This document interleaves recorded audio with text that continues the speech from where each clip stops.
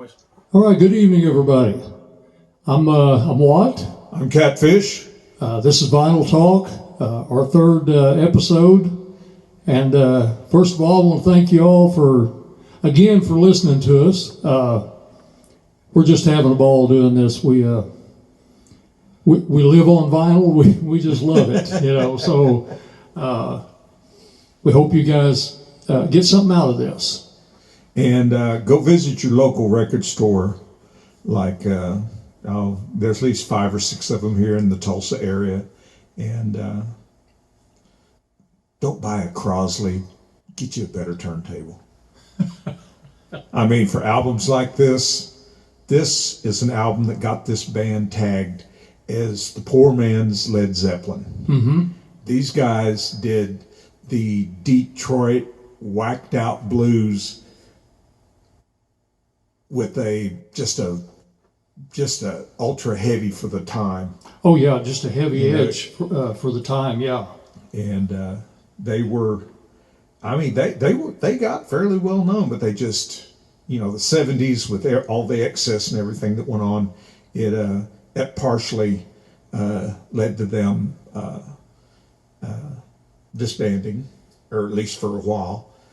And yeah, 2 of the guys, they had great success with the Vanilla Fudge, and that was a pretty heavy group itself. And oh yeah, Carmen Apiece and Tim Bogart, and well, they had that they redid the Supreme song "You Keep Me Hanging On." Keep Me Hanging On. Oh man, it went from a 2.5 minute song to what was it, 8-9 minutes or more. I know it. They had some long version songs for back then. I guess that's why I don't know. I don't think they ever got played on the radio that I know of. They didn't until they started doing those underground FM stations, or not maybe underground, but they would come on after a regular radio station had gone off, and they would be on for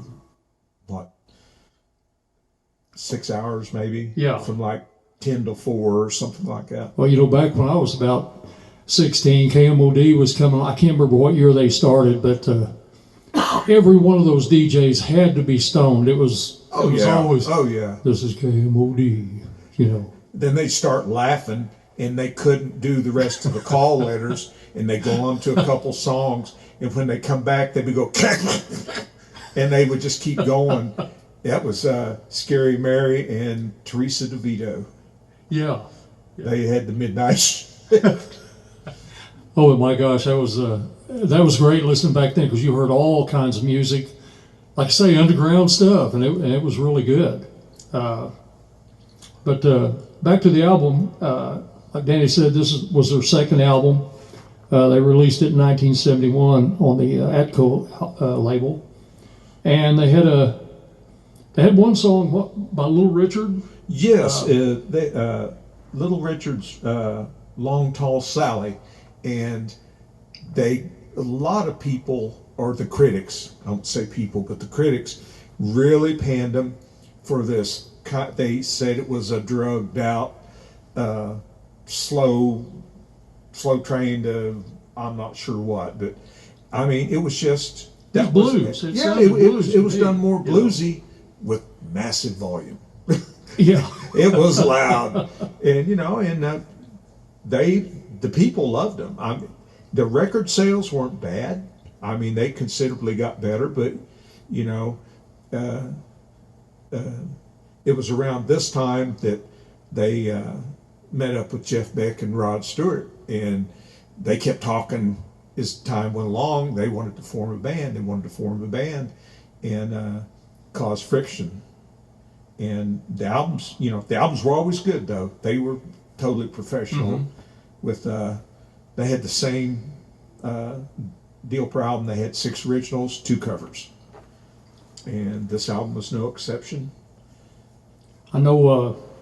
I was fortunate to see Cactus on the same night that I got to see Badfinger. That was a double bill right there. So that was in what did I say, 1972. My God, that's a long time ago. But the year I graduated. A lot of gray hairs ago. But anyway, I remember sitting second row, man, and those guys they really jammed.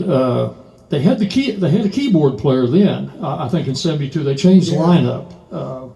That was Dwayne Hitchings. Yes, and oh man, he was a wild man. I remember him playing, and then he would get up and he would bug his eyes out at the audience, just kind of walk across the stage. I don't know if he was high on something or what. And then he'd go back to the keyboard, you know.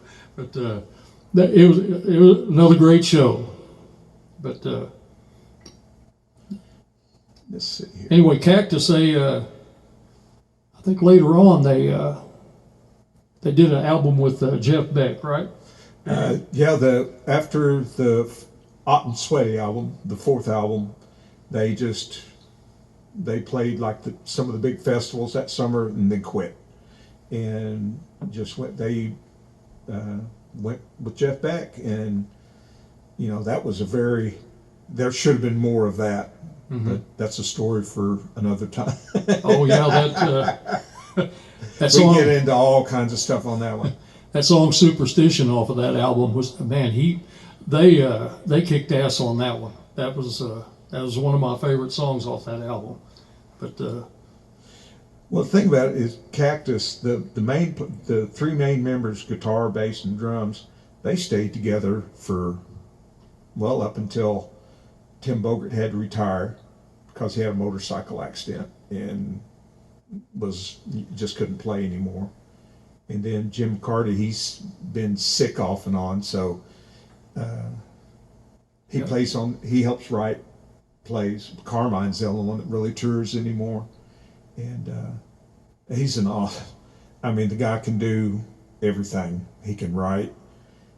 A lot of people don't know that he co-wrote "Do You Think I'm Sexy" for Rod Stewart, and that song made him a house in the Bahamas. Oh yeah, you know? That would. So, but these people were very underrated. They weren't given the due that they should have been, and I learned about this album here from a friend of mine. His name was Paul David Burns. He was a year or so younger than I am, but he's no longer with us. Rest in peace. And his grandmother had him in the Columbia Record Club or something like that. It's where we lived, way out in Arkansas. There weren't any record stores, and you get the magazine and like, oh, okay, and they send you a little deal every month with a couple hundred albums in it, and you have to pick one. And, man, I hate to admit it, but I used to live in an apartment. I don't think they could prosecute me right now. It's been so many years ago, but they had they would send you a deal like on the back of a magazine or something. You could get 10 albums for 99 cents or something like that. Yep. And back then I kind of moved a lot, so I got a lot of albums for 99 cents several times. If you moved, you go back and check the mailbox. Oh Lord! I can't remember the name of the company that was doing that. Well, RCA had one, Columbia had one, or Columbia House. Columbia House. You're right. And then Capitol had one. So I remember when they went to 8-tracks, you could get 10 8-tracks for a penny. And then you just bought one a month for 10 months. Of course, they charge about twice what it was worth. In the stores. But where we were at, hey, no stores, but we still had cool music. Yeah, the 8-tracks, I do remember those. You get them in there, and if they start dragging, you put a piece of a matchbook or something under there. Oh yeah. Hold it steady, and you learn how to take those little bitty watch tools or whatever, because you could turn it over if tape messed up or happened to come apart. Mm-hmm. You could take those and you pop those 4 things and just pick it right up, find your problem, tape it back together. You're good to go. I know it. Now here's one, Dan, that I didn't know of. I've never heard this album, but after Cactus broke up, Bogart and the Peace, they joined Jeff Beck again. I I think while they were joined, they did an album live in Japan, and I never have heard that. Oh yeah, I bought a copy, but it was probably one of the most expensive albums I've ever bought. I think when I got it back in, it had to have been late '80s. I think I paid $40 for it at Starship. Oh, wow, that's And a lot. that was a chunk of change. Yeah, But it's really good. I mean, they jam, yeah, and it's a bit of the Jeff Beck, but it's also there's still that Cactus kind of sound. It's just got a cleaner guitar, a lot faster, and makes more, I'd say, sonic noises, or maybe not noises, but the harmonics and stuff that Beck got into. That yeah, he's awesome guitar player. But anyway, I think their engineer on that album was Edwin Kramer, and he was Hendrix's engineer, wasn't he? In Kiss. So he has some credentials, didn't he? Oh yeah. They were just. Oh, and one of the cool things about this album.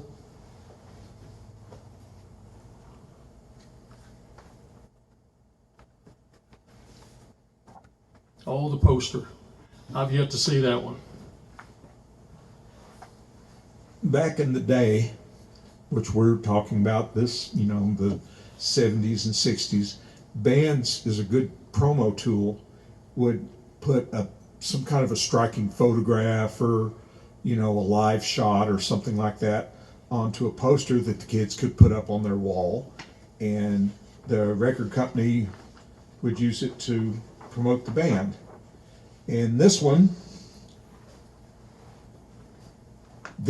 is the inside of the bathroom at Electric Ladyland Studios. This was designed for Hendrix. So, because he was always, and you need to take it out. Here, let me Scoot that over so it can be seen there. It's really That's quite pretty striking. psychedelic, yeah. Yeah, it's still there to this day, and these guys, they all look like they having fun recording there. Yeah. But these albums, or not these albums, these posters are very collectible, and a lot of the bands put them out. A lot of them went on the wall. Oh yeah, and a lot of them. I was real lucky with this one. Whoever did it, they just had a little bit of tape on the back, so basically, it is still in pristine condition, and it's the kind of stuff that you usually want to put in a poster frame or something, because they look really cool in your music room or work area, whatever. Oh yeah, everybody had them on the wall back then. It was. I wish I would have kept some of mine. I living in apartments, you hang them on the wall. Next thing you got to move, and I saved a few, but that's the first time I've seen that one. I'm still looking. It took me, I bet, 20 years to find a copy of the album that had the poster. And some of the posters, they put them back in. If they fold them and unfold them, they literally they'll almost come apart in your hand. But whoever had this one, it looked like it was probably put up on the wall once, and that was it. Yeah, so that one looks in good shape. Even the creases, it's not really tore. So you scored on that one, Dan. The bad thing about it, the vinyl isn't worth anything. It looks good, but it won't play hardly. So I wanted the poster anyway, so you got what you I went and bought wanted. the CD, and it's. But well, I think we're gonna try to do a song off the album, "The Long Tall Sally," I believe, And it'll be the Watt and Catfish version. That's the, and that's, we rehearsed this one time, just a few minutes ago. So I don't know what it's going to sound like, but You know, we're having fun. We hope you're having fun. And yeah, we appreciate you all checking us out and everything. Like I say, we don't know everything. Dan knows quite a bit about a lot of these groups and everything, and hopefully you guys will check some of these albums out that we're showcasing. And you know, and when you get into this music, kind of research a little bit, and you'll find stories, you know, or your own that you can tell. Excuse me. Yes, sir. your fans are calling in. Oh, hi. We, Yeah, we're being filmed right now. sometimes we got to get a loaf of bread on the way home too, you know. So Can you call me back a little bit later? Remind me, I'll get a picture of that to Okay. send on Twitter Sure will. and Facebook, Love the you. poster. oh yeah, you can get that.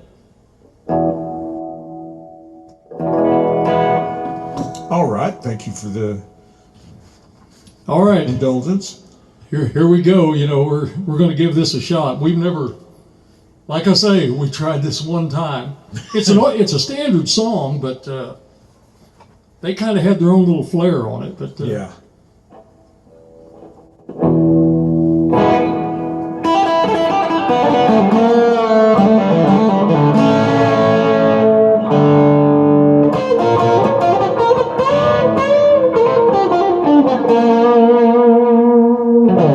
Gonna tell Aunt Mary about Uncle John. Said he had the misery, but he having a lot of fun, oh baby. Yeah, baby. Ooh, baby. Having some fun tonight. I saw Uncle John with the long, tall Sally. Got Mary coming and he ducked back in the alley, oh baby. Yeah, now baby. Ooh, baby. Having some fun tonight. Long, tall Sally, she built pretty sweet. She got everything that Uncle Danny need, oh baby. Yeah, now baby. Baby, having some fun tonight.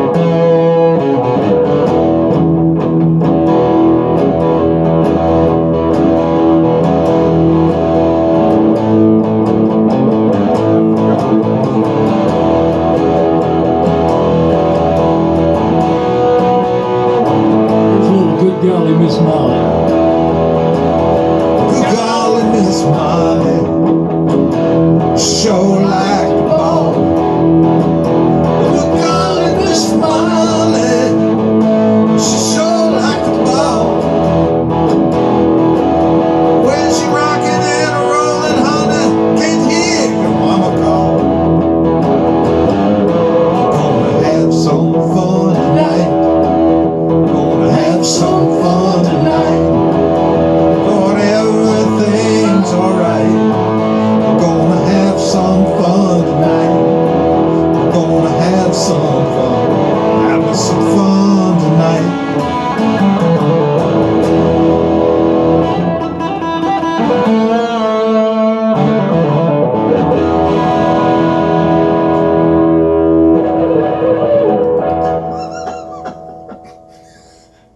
All right, we're watching Catfish.